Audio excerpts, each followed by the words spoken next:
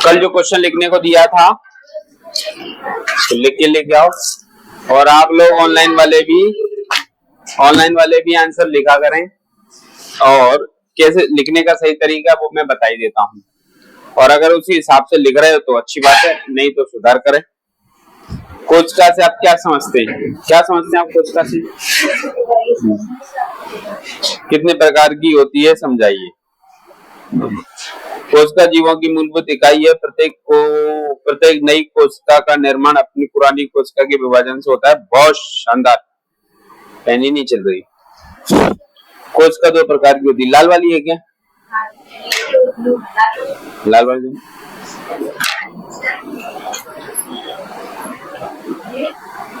कोशिका दो प्रकार। चालू कर दी मैंने, स्पेस देख लो बस, ले जाना।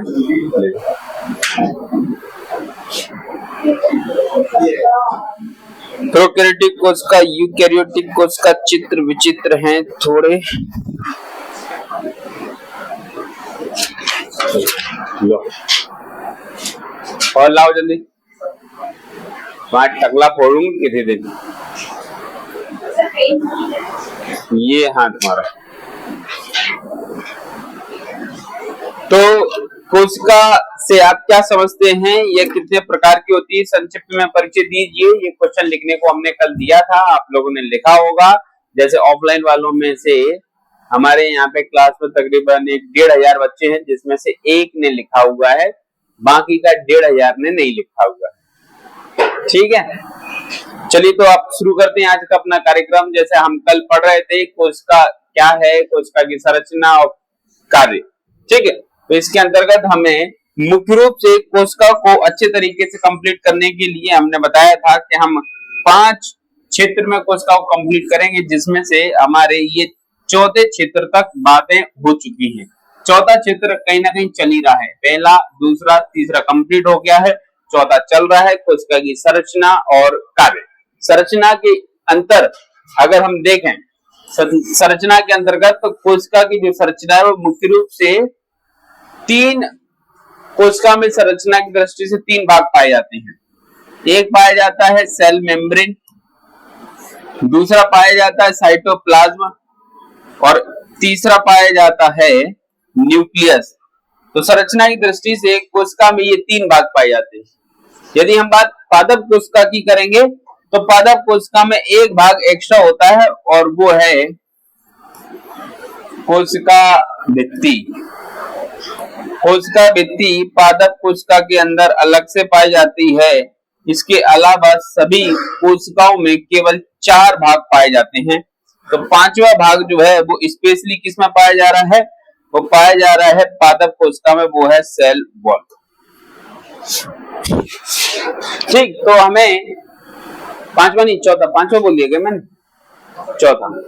तो कोशिका में संरचना की दृष्टि से ये 4 भाग हमें देखने को मिलते हैं। एक होता है सेल मेम्ब्रेन, दूसरा होता है साइटोप्लाज्म, तीसरा होता है न्यूक्लियस, और चौथा होता है सेल वॉल। ये 4 हैं, जिनमें से सेल वॉल और सेल मेम्ब्रेन हम पढ़ चुके हैं। साइटोप्लाज्म आधा हो गया है, थोड़ा रह गया है।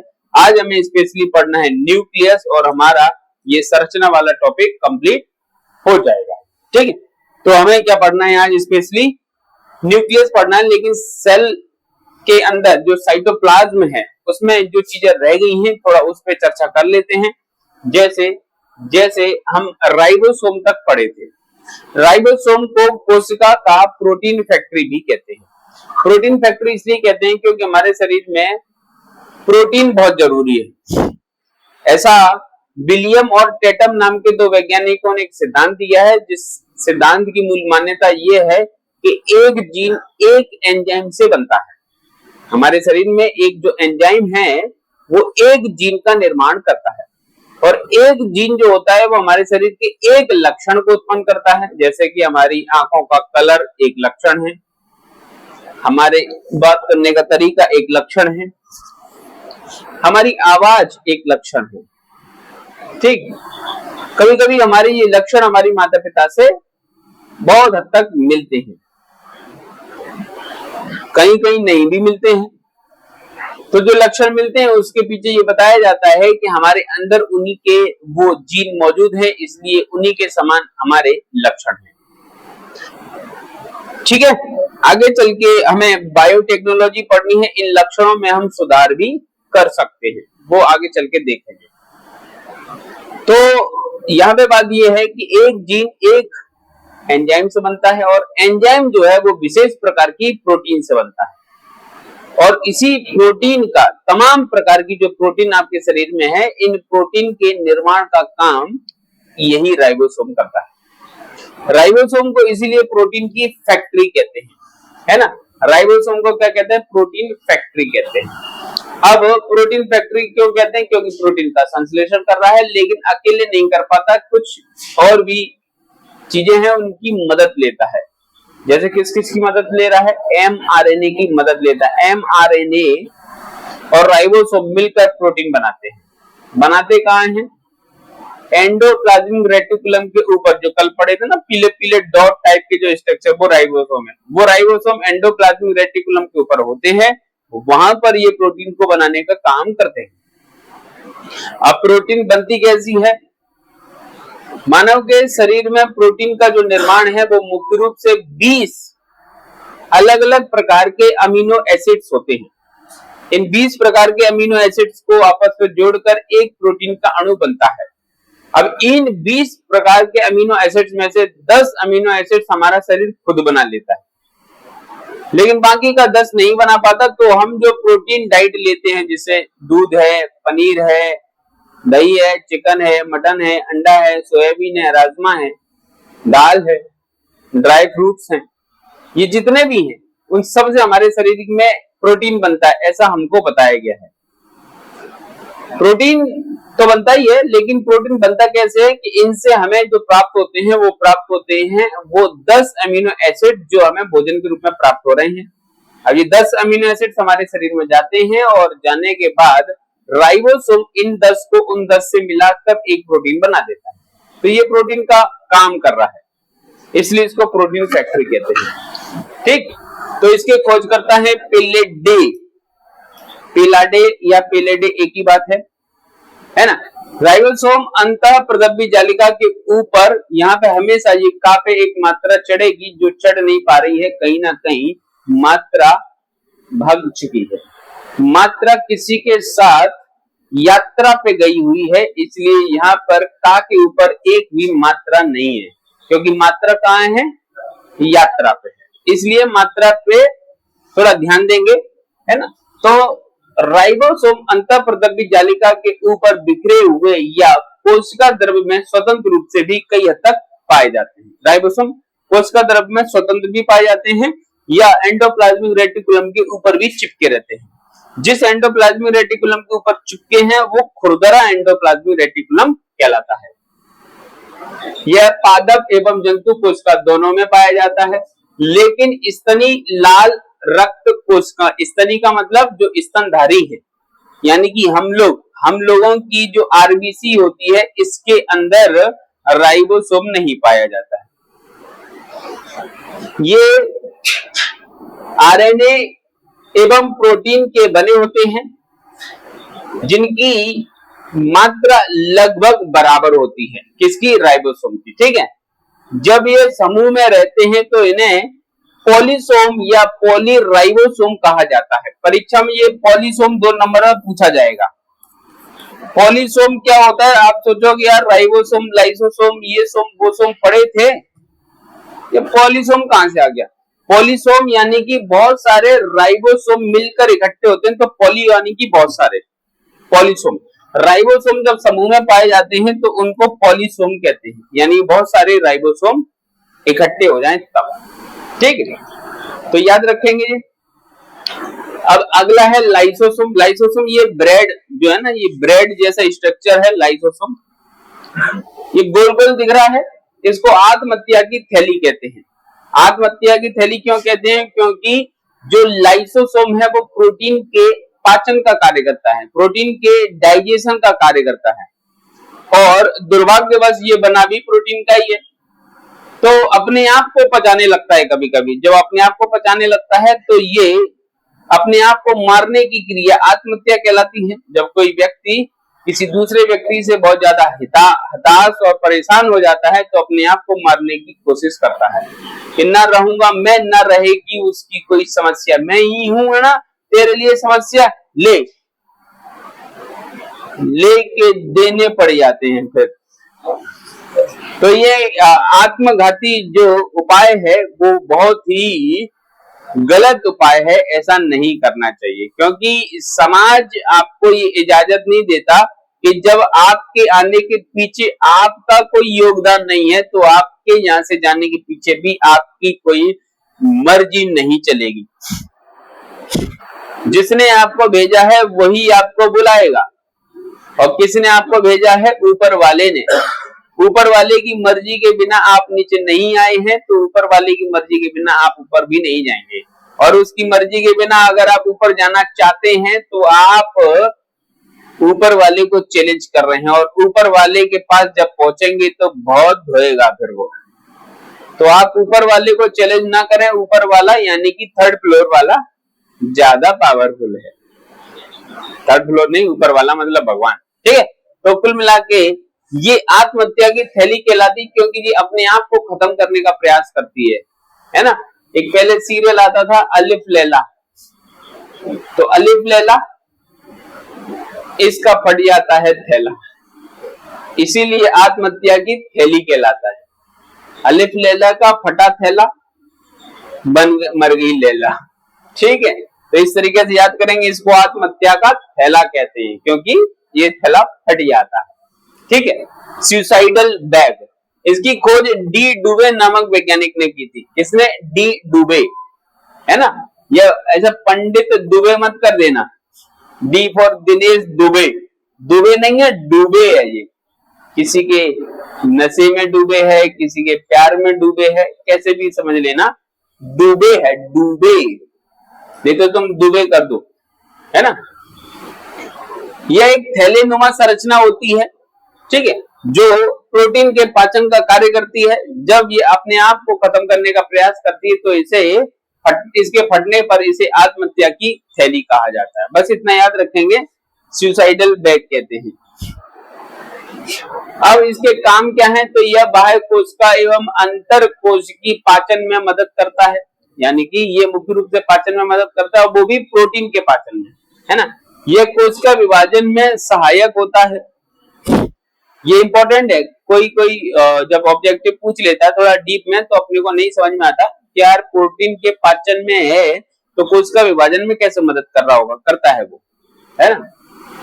अब लवक की बात करें तो प्लास्टिड मुख्य रूप से 3 प्रकार के होते हैं, और ये केवल और केवल पादप कोशिका में होते हैं, जंतु कोशिका में नहीं होते। लेकिन कुछ जीवाणुओं में भी होते हैं जो प्रकाश संश्लेषण की क्रिया कर लेते हैं, है ना। कुछ जीवाणु तथा शैवाल तथा कवक आदि को छोड़ दिया जाए, कुछ जीवाणु को, कुछ कवक को, कुछ शैवाल को यदि छोड़ दिया जाए तो लगभग सभी पौधे प्रजाति के जो जीव हैं उन सब में ये लवक पाए जाते हैं। 3 प्रकार के होते हैं। अवर्णी लवक यानी कि जिसका कोई वर्ण ना हो, कोई वर्ण मतलब रंग ना हो, यानी कि ल्यूकोप्लास्ट।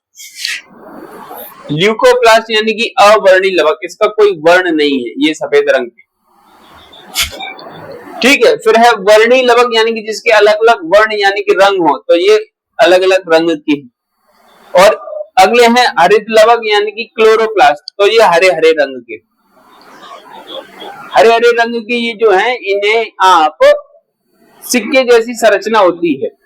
ये कोशिका के अंदर जो क्लोरोप्लास्ट होता है उसके अंदर हम इनको इसके अंदर जो साइटोप्लाज्म होता है, कोशिका द्रव्य होता है, उसके अंदर हमें ये क्लोरोप्लास्ट देखने को मिलते हैं, ठीक है। इंपॉर्टेंट बात ये है कि ये तीनों आपस में एक दूसरे से इंटरचेंज हो जाते हैं। ल्यूकोप्लास्ट आगे चल के क्लोरोप्लास्ट बन जाता है, क्लोरोप्लास्ट क्रोमोप्लास्ट बन जाता है, क्रोमोप्लास्ट ल्यूकोप्लास्ट भी बन जाता है, यानी कि आगे चल के बन जाते हैं। कैसे बन जाते हैं? तो आपने देखा होगा कि जब टमाटर उगता है तो टमाटर कैसा उगता है? टमाटर जब उगता है हरा उगता है ना, हरे हरे रंग का टमाटर होता है। जब पकने के बाद कैसा हो जाता है? लाल हो जाता है। तो जब उग रहा है तब उसके अंदर क्या है? क्लोरोप्लास्ट है। जब पक जाता है तो उसके अंदर क्या आ जाता है, क्रोमोप्लास्ट आ जाता है। ठीक है, तो ये आपस में इंटरचेंज हो जाते हैं। जैसे जैसे कि और भी कई पदार्थ हैं, जैसे तरबूज भी है, खरबूजा भी है, गेहूं की बाली भी है, गेहूं भी है, तमाम चीजें हैं। जब उगते हैं तो अलग कलर के होते हैं, फिर धीरे धीरे पककर एक अलग कलर में परिवर्तित हो जाते हैं। हर किसी के पीछे विशिष्ट रंग जो है वो उत्तरदायी होता है।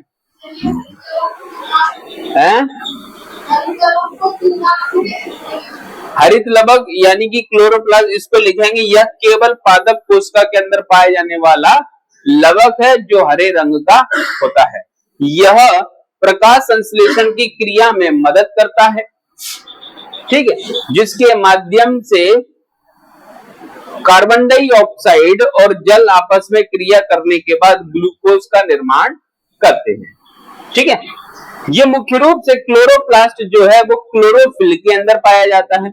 जैसे अगर हम ये कहें या इसके अंदर ये लिखें, हरित लवक के अंदर क्लोरोफिल पाया जाता है, CHL, क्लोरोफिल पाया जाता है जो प्रकाश संश्लेषण की क्रिया में मदद करता है। इसके अंतर्गत दो भाग पाए जाते हैं, एक पाया जाता है ग्रेना, दूसरा पाया जाता है इसके अंदर स्ट्रोमा। ठीक है, तो लिखने को तो बहुत कुछ है। हरित लवक के अंदर दो भाग पाए जाते हैं, एक पाया जाता है ग्रेना, दूसरा पाया जाता है स्ट्रोमा। तो इसके स्ट्रोमा और ग्रेना वाले भाग में प्रकाश संश्लेषण की क्रिया होती है। जब प्रकाश संश्लेषण की क्रिया होती है तो दो भाग में होती है। पहले प्रकाश की उपस्थिति में होती है जिसे प्रकाश अभिक्रिया कहते हैं, लाइट रिएक्शन कहते हैं। ठीक है, और वो ग्रेना वाले भाग में होती है, और उसके बाद दूसरी क्रिया जो होती है वो प्रकाश की अनुपस्थिति में होती है। इसका मतलब ये नहीं कि रात में होगी, प्रकाश अभी भी हो रही होगी ना, तो उसके लिए प्रकाश की जरूरत नहीं होगी, भले ही प्रकाश है ना। तो ऐसी स्थिति में वो होगी स्ट्रोमा वाले भाग में, और ये दोनों क्रियाएं जो हैं वो आपके इसी हरित लवक के अंदर होती हैं। तो अपन ये लिख सकते हैं, यह प्रकाश संश्लेषण की क्रिया में मदद करता है। इसके स्ट्रोमा वाले भाग में और ग्रेना वाले भाग में यह क्रिया पूर्ण होती है। इस तरीके से बहुत कुछ है लिखने को। ठीक है, आगे आएंगे भी, अभी इनको पढ़ते हैं। जैसे पहला है अवर्णी लवक, है ना, यह रंगहीन होते हैं, इनमें कोई कलर नहीं होता, रंगहीन होते हैं, जो जड़ या भूमिगत तने आदि में पाए जाते हैं। जैसे एमाइलोप्लास्ट, यह मंड यानी कि स्टार्च को संरक्षित करता है, ये याद रखेंगे। दूसरा है इलायोप्लास्ट, ये वसा को संचित करता है। तीसरा है ल्यूरोप्लास्ट, जो प्रोटीन का संग्रहण करता है। ये अलग अलग प्रकार के ल्यूकोप्लास्ट हैं जो स्टार्च को यानी कि कार्बोहाइड्रेट को, मंड मतलब स्टार्च, और वसा और प्रोटीन आदि को स्टोर करते हैं। पेपर में पूछा जाएगा कि अगर हम गेहूं के अंदर भोजन के संरक्षण की बात करें तो कौन सा संरक्षण होता है, तो स्टार्च होता है, कार्बोहाइड्रेट होता है। अगर ये थोड़ा डीप में पूछा जाए तो कहां होता है, तो एमाइलोप्लास्ट में होता है। और ये क्या है, एमाइलोप्लास्ट एक प्रकार का अवर्णी लवक ल्यूकोप्लास्ट है। बस नाम याद कर लेना, ज्यादा डीप में नहीं जाना, ज्यादा डीप में जाएंगे तो तकलीफ हो जाएगी। ठीक है, तो ये अवर्णी लवक है और इनके अंदर भोजन स्टोर होता है। ये वर्णी लवक है, लिखने के लिए वर्णी लवक में आ जाएगा। तो क्लोरोप्लास्ट ये हरे रंग को छोड़कर पौधों के अन्य भागों में पाए जाते हैं। जैसे कि आप फूल देख रहे हैं, फूल की जो पत्तियां होती हैं हरे हरे लाल रंग की, पीले रंग की, गुलाबी रंग की, तो ये पत्तियों के ऊपर रंग जो है वो रंग कहां से आता है, इसी क्रोमोप्लास्ट वर्णी लवक से आता है। ठीक है, कच्चे टमाटर के पकने के बाद वो लाल हो जाता है, क्यों हो जाता है, क्योंकि उसमें वर्णी लवक पाया जाता है। अलग अलग प्रकार के हैं, किस प्रकार के, जैसे सेब का जो लाल रंग है वो एंथोसाइनिन के कारण होता है। सेब के अंदर एंथोसाइनिन नाम का एक पिगमेंट पाया जाता है, उसी के कारण सेब का रंग लाल होता है। अब आगे टमाटर का रंग भी लाल है, तो सेब के टमाटर के रंग में अंतर है लाल, तो वो क्यों है, क्योंकि ये एंथोसाइनिन के कारण लाल है और ये लाइकोपिन के कारण लाल है। दोनों के लाल में अंतर है मेरे लाल। ठीक है, इसलिए ये भी लाल है। देखो फिर उसका पपीते रंग पीला होता है कैरिकाजेंथिन, जेंथोफिल लिख लेना, ठीक है, कैरिकाजेंथिन, ठीक है। और गाजर का रंग है कैरोटीन के कारण और हल्दी का लाल रंग है जेंथोफिल के कारण, ठीक है। अब पीले रंग का पपीता भी है, पीले रंग की हल्दी भी है, लेकिन इनके पीले रंग में भी अंतर है, तो ये अलग अलग वर्ण के कारण है, ठीक है। तो इतना हमको क्या करना है, थोड़ा अच्छे से याद करना है। ये तुम्हारा प्री भी कवर करेगा, ऐसा नहीं है। फिर है हरित लवक यानी कि क्लोरोप्लास्ट, जो भी तुम पूछ रहे थे। तो यह हरे रंग के होते हैं, जो हरी पत्तियों में विशेष रूप से पाए जाते हैं। इनके द्वारा प्रकाश संश्लेषण की क्रिया संपन्न होती है। क्लोरोप्लास्ट का हरा रंग पर्णहरित यानी कि क्लोरोफिल के कारण होता है। क्लोरोफिल में मैग्नीशियम पाया जाता है। यदि पौधों में मैग्नीशियम की कमी होगी तो क्लोरोफिल की कमी होगी, क्लोरोफिल की कमी होगी, क्लोरोप्लास्ट की कमी होगी, क्लोरोप्लास्ट की कमी होगी, फोटोसिंथेसिस की कमी होगी, फोटोसिंथेसिस की कमी होगी, भोजन नहीं बन पाएगा, नहीं बन पाएगा, पौधा मर जाएगा। पौधा मर जाएगा तो हम भी मर जाएगा, क्योंकि जब पौधा है तो हम हैं, पौधा नहीं तो हम नहीं, ठीक। अब मिल जाएंगे 2 नंबर लिखने के लिए। अगला है तारक काय। तारक काय यानी कि तारक मेहता का उल्टा चश्मा। तारक काय यानी कि सेंट्रोसोम। सेंट्रोसोम एक विशेष प्रकार की संरचना है जो मुख्य रूप से कोशिका विभाजन में मदद करती है। हम ये कह सकते हैं ये मुख्य रूप से जंतु कोशिका में पाया जाता है। वो ये जो लवक हमने पढ़े थे वो पादप कोशिका में पाए जाते हैं, ये जंतु कोशिका में पाया जाता है। इसकी खोज टी बोवेरी नामक वैज्ञानिक ने 1888 में की। यह केवल जंतु कोशिका में पाया जाता है। इसके अंदर 1 या 2 कण जैसी संरचना पाई जाती है जिसे सेंट्रिओल कहते हैं, यानी कि सेंट्रोसोम के अंदर सेंट्रिओल पाया जाता है। सेंट्रोसोम के अंदर, किसके अंदर? सेंट्रोसोम के अंदर सेंट्रिओल पाया जाता है, ठीक है। यह कोशिका विभाजन के समय स्पिंडल फाइबर का निर्माण करता है, और ये स्पिंडल फाइबर अभी अपन पढ़ेंगे सोमवार को, और स्पिंडल फाइबर के माध्यम से कोशिका विभाजन होगा, ठीक। तो ये कोशिका विभाजन में मदद करेगा। कुल मिला के इतना याद रखेंगे। अब है रसधानी यानी कि वैक्यूल। ये हरे हरे रंग की जो दिखाई दे रही इसको रसधानी कहते हैं। अगर हम पादप कोशिका की बात करेंगे तो पादप कोशिका के अंदर ये रसधानी बहुत ही बड़े बड़े आकार की होती है। जैसे मैं यहाँ पे ये कोशिका बनाने वाला हूँ, ये जो कोशिका बनाई है वो मैंने पादप कोशिका की बनाई है। यहाँ पे है आपका केंद्रक, ठीक है। अब इसके बाद जो रसधानी है ना, यहाँ पे ये रसधानी कुछ इस प्रकार से आपको दिखाई दे रही है, कैप्सूल जैसी, लेकिन यहाँ पे रसधानी थोड़ी ऐसी होती है।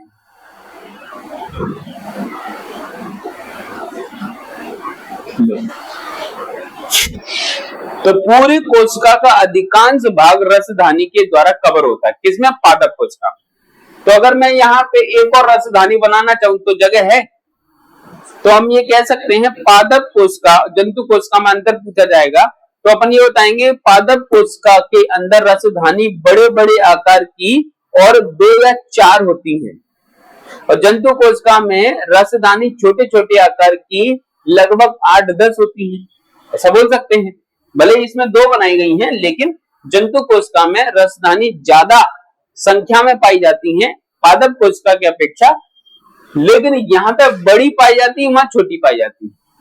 समानता पूछा जाएगा तो दोनों में रसधानी पाई जाती है, दोनों में केंद्रक पाया जाता है, लेकिन इसका जो केंद्रक होता है वो बीच में होता है जंतु कोशिका का, और इसका केंद्रक साइड में होता है।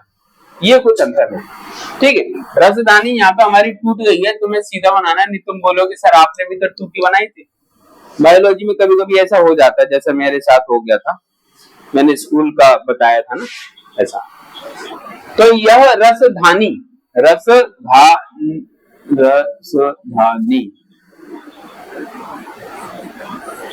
रसधानी झिल्ली युक्त कोशिकांग है। झिल्ली युक्त कोशिकांग यानी कि इसके अंदर एक झिल्ली पाई जाती है जो जंतु, कवक, प्रोटिस्टा, जीवाणु, पादप आदि सभी कोशिका में ज्यादातर पाई जाती है, परंतु पादप कोशिका में कम संख्या तथा बड़े आकार की होती है। ठीक है।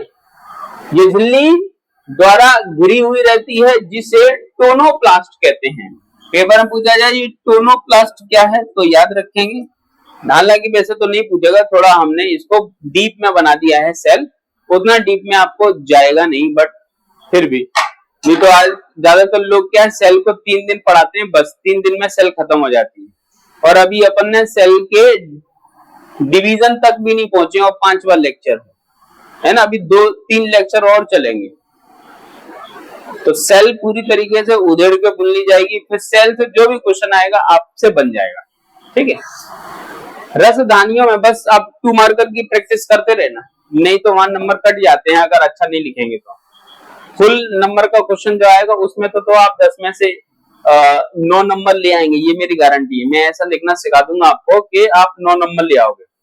9 नहीं तो वो हंस हंस के 8 नंबर देगा, और 8 नहीं देगा तो उसको अपने आप में ऐसा लगेगा यार मैं इसके साथ नाइंसाफी कर रहा हूँ, ऊपर वाला मुझे माफ नहीं करेगा, 8 नंबर तो दे ही देता हूँ, चलो 9 भी दे देता हूँ। मतलब 8 या 9 से कम तो वो देने के बारे में सोचेगा ही नहीं, उसको भी तो ऊपर जवाब देना है ना। तो ऐसी स्थिति में ये तो पूरी तरीके से फिक्स है। और अगर कोई शॉर्ट नोट आएगा तो 7 में से वो 6 देगा, कंपलसरी देगा। लेकिन 2 नंबर की प्रैक्टिस कर लेना, नहीं तो ढंग से प्रैक्टिस नहीं करोगे ना तो 2 में से वो 2 नहीं दे पाता, क्योंकि 2 में से 2 तो वो सबको देता है, चाहे कोई सा भी सब्जेक्ट हो सब में देते हैं। लेकिन 2 में से 2 लोग ले नहीं पाते ना, अच्छा प्रैक्टिस नहीं कर पाते। तो अच्छा प्रैक्टिस करो, 2 में से 2 ले आओ, बाकी का फुल में से फुल में दिलवा दो। ठीक है।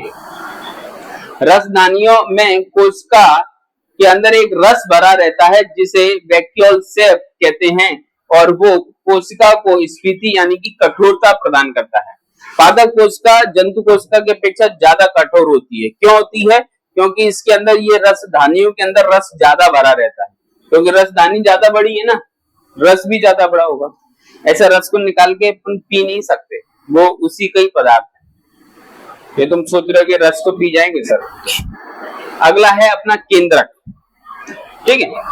तो केंद्रक कोशिका के अंदर गोलाकार एक मध्य में स्थित संरचना है जो कोशिका का मध्य भाग है और कोशिका का मुख्य नियंत्रण केंद्र। इसे कोशिका का मस्तिष्क भी कहते हैं। ठीक, अपन पहले ही देख चुके हैं कोशिका के अंदर जो केंद्रक है वह 4 भागों में बटा होता है या 4 चीजों से मिलकर बनता है। जैसे कोशिका केंद्रक के चारों ओर केंद्रक झिल्ली, अंदर केंद्रक द्रव्य, फिर केंद्रिका और क्रोमेटिन, ये 4 चीजें से मिलकर बनता है। और इन चारों को हमें पढ़ लेना है। जैसे ये पानी झूठा नहीं, ये भी झूठा है, रहने दे, वो भी झूठा है? खाली है, तुम्हारा भी खाली है।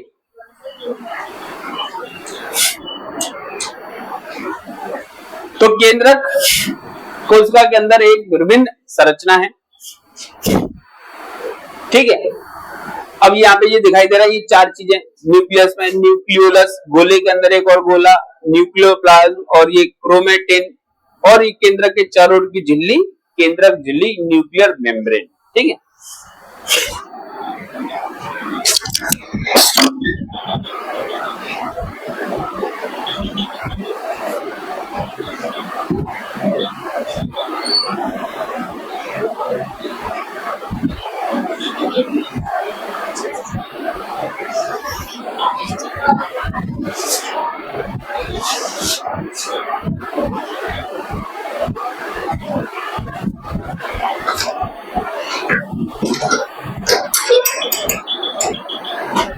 कसका लग गया था, इसलिए खाना नहीं खाना चाहिए। खाना नहीं खाएंगे जिंदा कैसे रहेंगे? खाना खाने के बाद पढ़ाना नहीं चाहिए, पढ़ाएंगे नहीं तो जिंदा कैसे रहेंगे? कोई और काम कर लेना चाहिए। कोई और काम नहीं आता तो जिंदा कैसे रहेंगे? है? पानी पी लेना चाहिए, जिंदा भी बने रहेंगे। चलो, केंद्रक की खोज रॉबर्ट ब्राउन नाम के वैज्ञानिक ने की। अच्छा, रॉबर्ट हुक नाम के वैज्ञानिक ने। तो कोशिका जो है वो एक जो अपना हैंगर होता है उस पे टंगी रहती, इस तरीके से याद रखना। कोशिका किस पे टंगी रहती? हैंगर पे। हैंगर में क्या पाया जाता है? हुक। तो कोशिका की खोज हुक ने करी और कोशिका के अंदर जो केंद्रक है वो ब्राउन कलर का होता है। किस कलर का होता है? ब्राउन कलर का होता है। ठीक, तो इस तरीके से रॉबर्ट हुक और ब्राउन में अंतर पता रहेगा। नहीं तो क्या है कि रॉबर्ट हुक की जगह ब्राउन लिख देते हैं। कोशिका की खोज रॉबर्ट ब्राउन ने की। ब्राउन बोलता है कि मैंने नहीं करी, मैंने तो केंद्रक की करी, तो ऐसा कंफ्यूजन हो जाता है। तो याद रखेंगे केंद्रक जो है वो ब्राउन कलर का होता है। क्यों होता है? क्योंकि ब्राउन ने इसकी खोज करी है 1831 में, है ना। ये गोलाकार संरचना है, सामान्य सी बात है, हम जानते हैं, जो कोशिका के मध्य में पाई जाती है। केंद्रक में आनुवंशिक पदार्थ जो है वो डीएनए होता है, जो कोशिका के समस्त क्रियात्मक लक्षणों पर नियंत्रण करता है। यानी कि मुख्य आनुवंशिक पदार्थ जो है वो डीएनए होता है। डीएनए का पूरा नाम डीऑक्सी राइबोज न्यूक्लिक एसिड। ठीक है, तो ये चार भाग हैं तुम्हारे। केंद्रक झिल्ली, केंद्रक द्रव्य, एक ही शब्द है वो अलग अलग लिख दिया है, केंद्रिका और क्रोमेटिन जालिका, क्रोमेटिन नेटवर्क। ठीक है, केंद्रक झिल्ली यानी कि केंद्रक के अंदर पाई जाने वाली झिल्ली, केंद्रक झिल्ली। केंद्रक के अंदर पाई जाने वाली झिल्ली केंद्रक झिल्ली। कोशिका के बाहर पाई जाने वाली झिल्ली कोशिका झिल्ली। अब कोशिका झिल्ली काम क्या करती है? वही केंद्रक झिल्ली करेगी। केंद्रक के अंदर भी जो पदार्थ आने वाले होंगे, जाने वाले होंगे, उन पर कंट्रोल करने का काम इसी का ही है ना। जो केंद्रक के चारों ओर घेरा बनाकर रहती है केंद्रक द्वारा, इसके द्वारा केंद्रक कोशिका द्रव्य से पृथक रहता है। बाहरी झिल्ली अतः अंतः प्रदबी जालिका से जुड़ी रहती है, जिसे राइबोसोम भी पाए जाते हैं। यानी कि ये केंद्रक है, ये आपका कोशिका है, ये कोशिका है, ये केंद्रक है, इस तरीके से ये जुड़ा हुआ है। तो इसका जो जुड़ाव है वो एंडोप्लाज्मिक रेटिकुलम के माध्यम से होता है। केंद्रक द्रव्य यानी कि न्यूक्लियोप्लाज्म। तो केंद्रक के अंदर जो द्रव भरा रहता है वो केंद्रक द्रव्य है, पदार्थ है ना। और ये पारदर्शी पदार्थ होता है, बहुत ही पतला, पानी जैसा पतला पतला सा रहता है। ठीक है, फिर उसके बाद केंद्रिका। तो जैसे कोशिका के अंदर एक गोला केंद्रक, वैसे केंद्रक के अंदर एक गोला केंद्रिका, इंग्लिश में न्यूक्लियोलस। केंद्रक के अंदर एक छोटी गोलाकार संरचना होती है। ठीक है, ये केंद्रिका कहलाती है। कोशिका विभाजन में केंद्रिका का विशेष महत्व होता है। ठीक है, ये आरएनए के निर्माण में मदद करती है और आगे चल के ये विशेष रूप से मदद करती है। यह आरएनए के संश्लेषण का स्थल कहलाती है। आरएनए के भंडार गृह के रूप में भी जानी जाती है। अगर कभी पूछ लिया जाए आरएनए का काम क्या है और इसका केंद्रिका का काम क्या है, तो आरएनए को स्टोर करना, संश्लेषित करना, ये उसका काम है। सक्रिय रूप से प्रोटीन संश्लेषण करने वाली कोशिकाओं में केंद्रिका की संख्या अधिक और आकार भी बड़े बड़े होते हैं। जिनके अंदर प्रोटीन निर्माण की क्षमता ज्यादा होगी, उनके अंदर ये केंद्रिका ज्यादा इंपॉर्टेंट काम कर रही होगी, है ना। क्रोमेटिन, तो क्रोमेटिन है कोशिका के अंदर, हम देखें उसको थोड़ा अलग स्तर पे।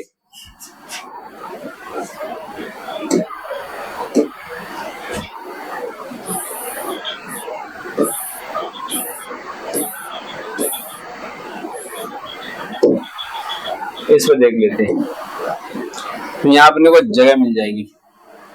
जैसे ये एक आपकी कोशिका है, कोशिका के अंदर ये एक केंद्रक है, केंद्रक के अंदर ये जाल है। ठीक है, यहां से कहानी शुरू करते हैं। इस जाल को हमने नाम दिया है क्रोमेटिन। क्या नाम दिया है? क्रोमेटिन। क्रोमेटिन पतले पतले धागे जैसी संरचना होती है। जब ये कोशिका विभाजित होती, आज नहीं तो कल होगी, है ना, प्रोकैरियोटिक कोशिका तो लगभग 20 से 60 मिनट के अंदर डिवाइड होगी। यूकैरियोटिक कोशिका तो लगभग 12 घंटे से 24 घंटे के भीतर ये डिवाइड होगी। तो जब कोशिका विभाजित होती है तो विभाजन के समय एक अवस्था आती है जिसका नाम है मेटाफेज। क्या नाम है? मध्यावस्था इंग्लिश में, हिंदी में, इंग्लिश में मेटाफेज। तो इस मेटाफेज अवस्था के समय ये क्रोमेटिन जो है, जो अभी उलझा हुआ धागा जैसा दिख रहा है, वो सुलझ कर मोटे मोटे संरचना में परिवर्तित हो जाता है और कोशिका के अंदर इस तरीके से आपको दिखाई देने लगता है। ये कोशिका है और ये जो मैं बना रहा हूं डॉटेड, ये स्पिंडल फाइबर है। इस स्पिंडल फाइबर के बीच में आके वो इकट्ठे हो जाते हैं, ऐसा एक्स के फॉर्मेट में वो यहाँ पे बीच में आके जुड़ जाते हैं।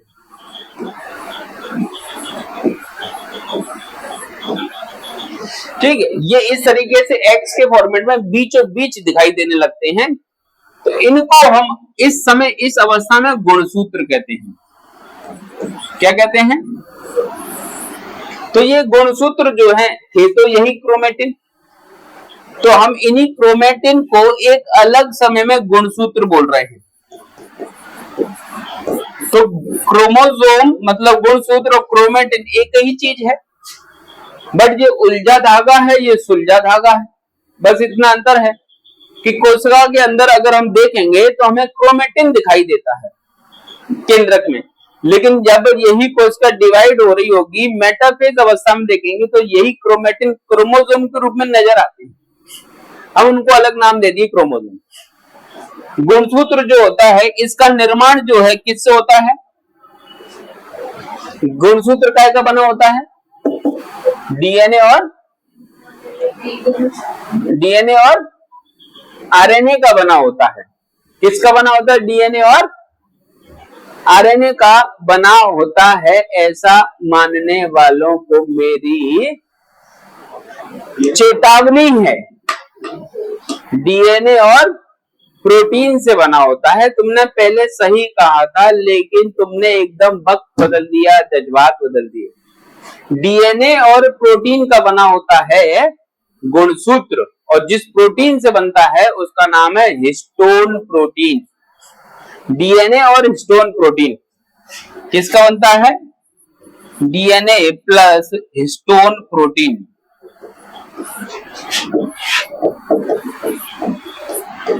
अब मुझे ये बताओ कि क्रोमेटिन किसका बना होता है? क्रोमोसोम तो हिस्टोन प्रोटीन और डीएनए का बना है। क्रोमोसोम इसका बना है। क्रोमेटिन किसका बना है? क्रोमेटिन किसका बना होता है?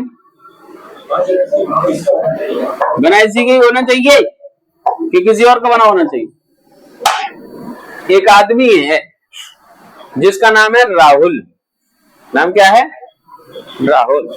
लेकिन लोग प्यार से उसे राहुल नहीं कुछ और बुलाते हैं। क्या बुलाते हैं? चलो राहुल छोड़ देते, रिकॉर्डिंग हो रही है, अपन कोई और ले लेते हैं। एक मुकेश नाम का व्यक्ति है। नाम क्या है? मुकेश नाम का व्यक्ति है। इसका स्कूल में नाम मुकेश रखा गया है। लोग मुकेश मुकेश मुकेश बुलाते हैं, लेकिन जब इसके दोस्त बने तो दोस्त इसको मुकेश नहीं बुलाते हैं। प्यार से घर पे इसको कुछ और बुलाते हैं। दोस्त लोग कुछ और बुलाते हैं। दोस्त क्या बुलाते हैं? अरे मुक्का इधर आ, मुक्का बुलाते हैं। लोग नाम बिगाड़ देते हैं। कोई लंबा है तो उसको लंबू बुलाते हैं, लंबू। बांस इधर आ, बांस। कोई मोटा है तो उसको ढोलक बोलते हैं, ढोलक इधर आ। कोई चश्मा लगाता है, बैटरी इधर आ। तो लोग ऐसा नाम बुलाते हैं। कोई काला है तो उसको बोले डार्क, अंधेरा कायम रहेगा। तो लोग ऐसा बुलाते हैं, लेकिन उसका नाम क्या है? लेकिन अगर एक मुकेश है, मुकेश को तुम मुक्का बुला रहे हो, तो मुक्का अलग है क्या? मुक्का मुकेश एक ही है। तो ऐसे ही अगर गुणसूत्र डीएनए और हिस्टोन प्रोटीन से बनता है तो क्रोमेटिन भी उसी से ही बनेगा ना। मतलब यही क्रोमेटिन आगे चल के क्रोमोसोम बन रहा है कि मुकेश घर पे है तो अपन मुकेश मुकेश बुला रहे हैं। स्कूल पहुंच जाता है तो इसके दोस्त मुक्का बुलाने लग जाते हैं, तो ऐसा मतलब मुकेश थोड़ी ना बदल गया, है ना। तो डीएनए और हिस्टोन प्रोटीन से क्रोमेटिन भी बनता है, क्रोमोसोम भी बनता है। तो कुल मिला के हम यहाँ पहुंचे डीएनए पर। तो डीएनए से बनता है आपका गुणसूत्र। हम यहाँ पे देखें, यहाँ पे ये सेल है, सेल के अंदर न्यूक्लियस है, न्यूक्लियस के अंदर क्रोमेटिन है, क्रोमेटिन आगे चल के क्रोमोसोम है, क्रोमोसोम के अंदर डीएनए है, डीएनए के अंदर जीन है, डीएनए के अंदर बायोटेक्नोलॉजी पढ़ेंगे, तब तक ये लाइन याद बनी रहनी चाहिए, नहीं तो मामला गड़बड़ हो जाएगा। तो डीएनए के अंदर जीन है, जीन आनुवंशिक इकाई है, जीन आनुवंशिक इकाई है, डीएनए आनुवंशिक पदार्थ है, समस्त गुणसूत्र का समूह जीनोम है। ठीक बा, याद रहेगा? कब तक याद रहेगा? जब तक है जान, तब तक याद रहना चाहिए, क्योंकि हमें मानव जीनोम परियोजना पढ़नी है। तो समस्त कोशिका के अंदर गुणसूत्रों के समूह को जीनोम कहते हैं। जीनोम का आनुवंशिक पदार्थ डीएनए होता है, डीएनए की आनुवंशिक इकाई जीन होती है। ये याद रखना है बाबू, नहीं तो सब चौपट हो जाएगा। बायो टेक्नोलॉजी के लिए ये बेसिक पढ़ना जरूरी है, ठीक है। तो ये हमें गुणसूत्र के अंदर जानना था, जो हमने जान लिया। अब आगे पीपीटी के माध्यम से समझ लेते हैं कि क्या लिखा है। मिटा दूं कि लिख रही हूं?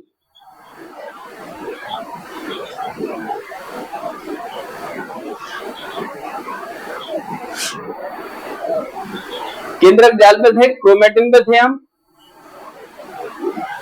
तो क्रोमेटिन केंद्रक द्रव्य में अत्यधिक महीन और विस्तृत धागे नुमा संरचना होती है, जिन्हें क्रोमेटिन जाल कहते हैं। विभाजन के समय यही क्रोमेटिन जाल संघनित होकर एक व्यवस्थित मोटे छड़ जैसी संरचना में दिखता है, जिसे क्रोमोसोम गुणसूत्र कहते हैं। क्रोमेटिन डीएनए व हिस्टोन प्रोटीन का बना होता है। यहाँ प्रोटीन लिखा है, बट हिस्टोन आप लिख लेंगे, ठीक है। चल क्यों नहीं रहा? यह है तुम्हारा गुणसूत्र। गुणसूत्र को आप ऐसा उधेड़ते जाएंगे तो डीएनए निकलता जाएगा। इस तरीके से यूं इसके अंदर ये डीएनए भरा पड़ा है, कॉइलिंग कॉइलिंग, ये डीएनए इसके अंदर यूं भरे पड़े हैं। और ये जो ऐसा लपटा हुआ है, ये डबल हेलिक्स स्टैंडर्ड है, द्विकुंडलित संरचना है यूं।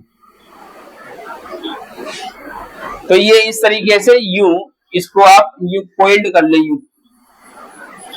ये डीएनए के अंदर ऐसा भरा पड़ा रहता है इससे, और इसके अंदर रहती है हिस्टोन प्रोटीन। इन दोनों से मिलकर बनता है ये गुणसूत्र, ठीक है। क्रोमोसोम शब्द कभी पूछ लिया जाए तो 1888 में वॉल्डेयर नाम के वैज्ञानिक ने क्रोमोसोम यानी कि गुणसूत्र शब्द दिया है, ठीक है। समसूत्री कोश का विभाजन की मेटाफेज अवस्था में और थोड़ी बहुत एनाफेज अवस्था में, मुख्य रूप से मेटाफेज याद रखेंगे। मेटाफेज अवस्था में क्रोमोसोम स्पष्ट रूप से दिखाई देते हैं। प्रत्येक जाति के जीवधारियों की कोशिका में गुणसूत्र की संख्या निश्चित होती है। जैसे मानव में 46 23 जोड़ी। अगर कभी ये प्री में पूछ लिया जाए कि मानव में गुणसूत्रों की संख्या कितनी होती है, तो क्या बताओगे? क्या बताओगे? 23 होती है, 46 होती है, 23 जोड़ी होती है, या 44 होती है। मानव शरीर में गुणसूत्र की संख्या कितनी है? 46 है कि 23 जोड़ी है? 23 जोड़ी है, 46 नहीं है। लेकिन दोनों में से क्या टिक करोगे? 46 टिक करोगे कि 23 जोड़ी टिक करोगे? 46 टिक करोगी? मम्मी कसम? हाँ, संख्या पूछिए कि मानव गुणसूत्रों की कुल संख्या कितनी होती है। तो ऑप्शन है तुम्हारे सामने 23, 46, 23 जोड़ी 44। तो तुमने 40 टिक कर दिया, गोला भर दिया कि नहीं भरा? भर दिया। तुमने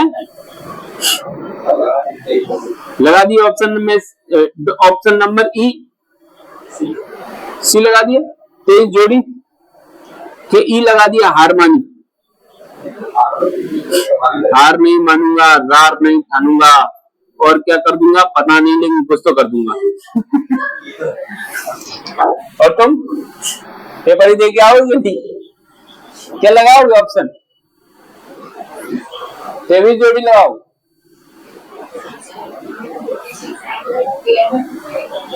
वो इतना एक्सप्लेन नहीं करेगा, वो तो पूछेगा मानव में गुणसूत्र की संख्या होती है 23 जोड़ी या 46, क्या टिक करोगे?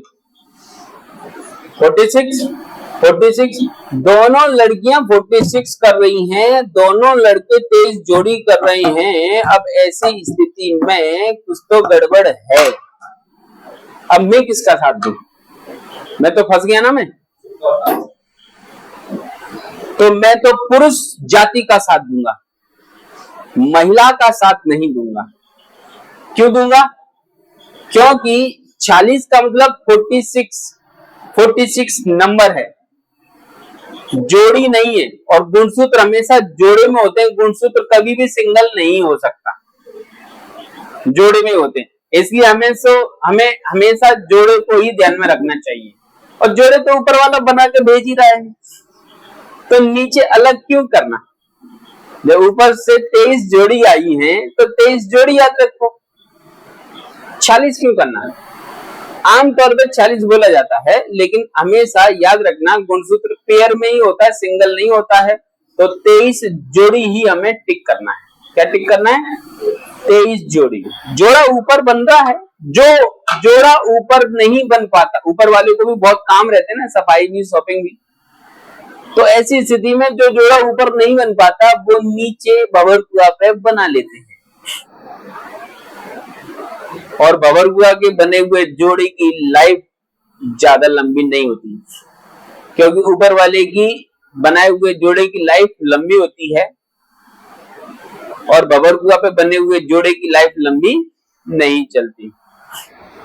तो इसलिए भंवरकुआ के जोड़े पे विश्वास मत रखना, ऊपर वाले के द्वारा बनाए हुए जोड़े पर भरोसा रखना। आज वो अपने पास नहीं है, जीवन की एक अवस्था में वो अपने पास होगा, उसी जोड़े पर भरोसा रखना। ठीक है, तो ये हो गया आपके 40 या 23 जोड़ी। 23 जोड़ी इंपॉर्टेंट है।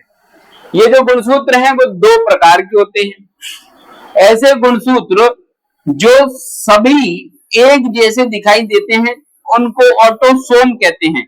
जैसे मानव में टोटल 22 जोड़ी गुणसूत्र जो हैं, 46 है ना, तो 1 से लेकर 22वीं जोड़ी तक मेल और फीमेल दोनों में ये XX ही होते हैं, है ना।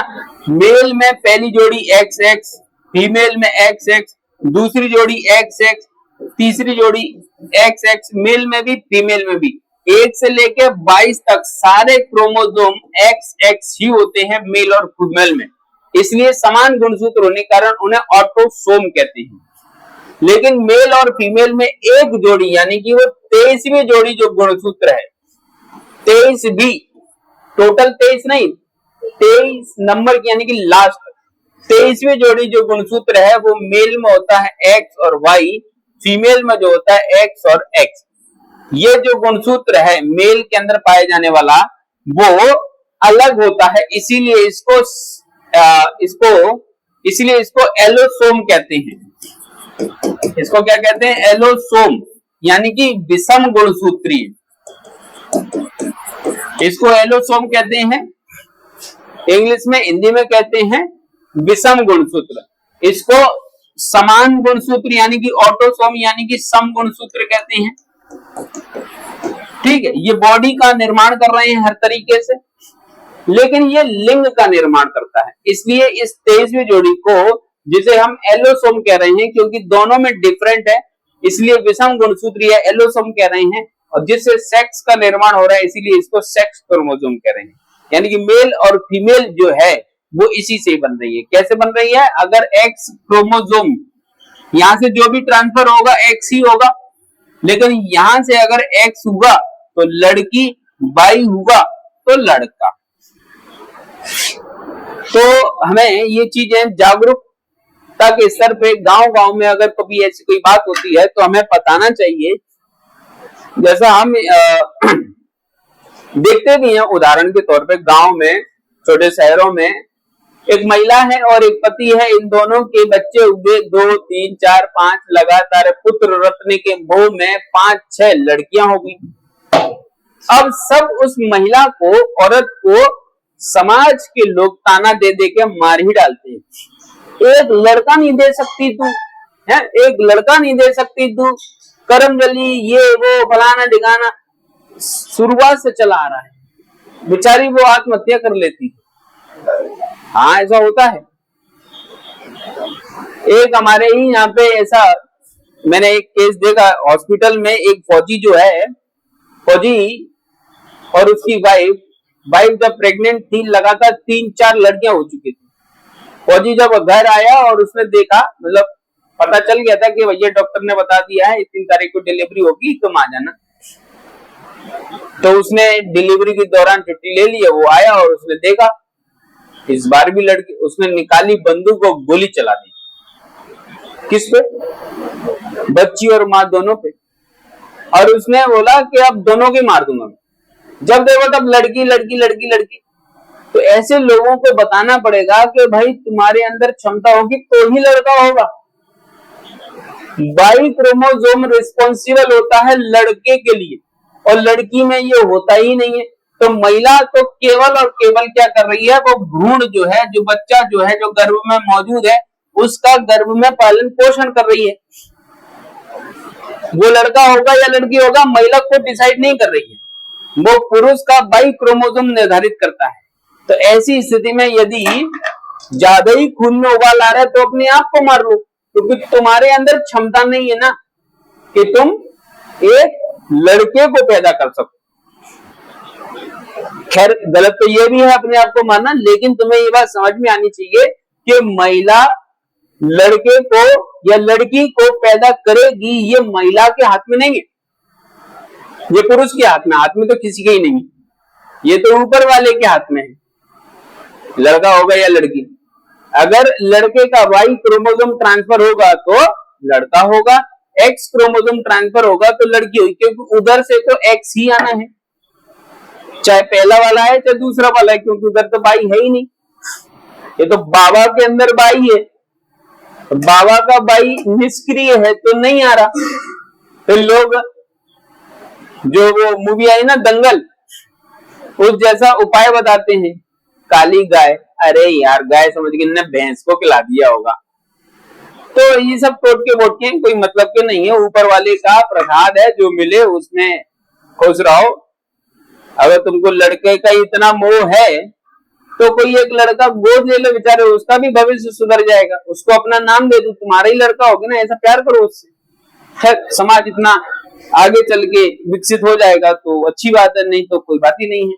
तो ये बात आपको उनको समझानी होगी। कल को आप अधिकारी बन जाएंगे ना, तो आपको खुले मंच पर ये बात रखनी आनी चाहिए कि लड़का होगा या लड़की, ये महिला के हाथ में नहीं है, ये है उस पुरुष के गुणसूत्र पर निर्भर करेगा कि लड़का होगा या लड़की। तो इस तरह के अपराध से बचें। अनजाने में की हुई इस प्रकार की आपराधिक घटनाएं जीवन तबाह कर देता है। महिलाएं तो बेचारी शारीरिक रूप से अपेक्षाकृत निर्बल होती हैं, तो कुछ कह नहीं पाती, घुटती रहती हैं। तो पुरुषों को समझना चाहिए और उनको समझाने के लिए उनकी माओं को समझाना चाहिए, वो पीछे लगी रहती। तो ये सब जाल है, हमें सबको समझना चाहिए, सबको समझाना चाहिए। खैर, 2 प्रकार के हैं, एक है ऑटोसोम, दूसरा एलोसोम। एलोसोम सेक्स का निर्धारण करता है, इसलिए सेक्स क्रोमोसोम। ठीक है, समय धीरे से खत्म हो रहा है। ये है डीएनए, डीऑक्सीराइबोज न्यूक्लिक एसिड, जो कि कहीं ना कहीं आपके आगे हम कभी पढ़ लेंगे, कल पढ़ लेंगे। कोश का विभाजन पढ़ना है तो डीएनए से शुरू कर देंगे, बस कुछ नहीं है, आप पढ़ सकते हैं, इजीली पढ़ लेना। ये डीएनए है, ये उसकी रासायनिक संरचना है। डीएनए की रासायनिक संरचना में एडेनिन, गुआनिन, साइटोसिन, थाइमिन पाई जाती है। और आरएनए की जो रासायनिक संरचना है, इस आरएनए की रासायनिक संरचना के अंदर आपको थाइमिन की जगह यूरासिल पाया जाता है और सब वही है। पीपीटी में डाल दूंगा, पढ़ लेना, और ये इनके बीच में अंतर है, और अंतर के बाद थैंक यू। ठीक है, तो कोई विशेष नहीं है, ये आप पढ़ लेना, और इसके बाद मैं आपको अब कोश का विभाजन पढ़ाऊंगा, है ना। तो ये है आरएनए की संरचना, ये आरएनए के प्रकार हैं 1 2 3। ठीक, तो अब मुलाकात होगी हमारी सोमवार को, और सोमवार को जब हम पढ़ेंगे तो हम पढ़ेंगे कोश का विभाजन। ठीक है।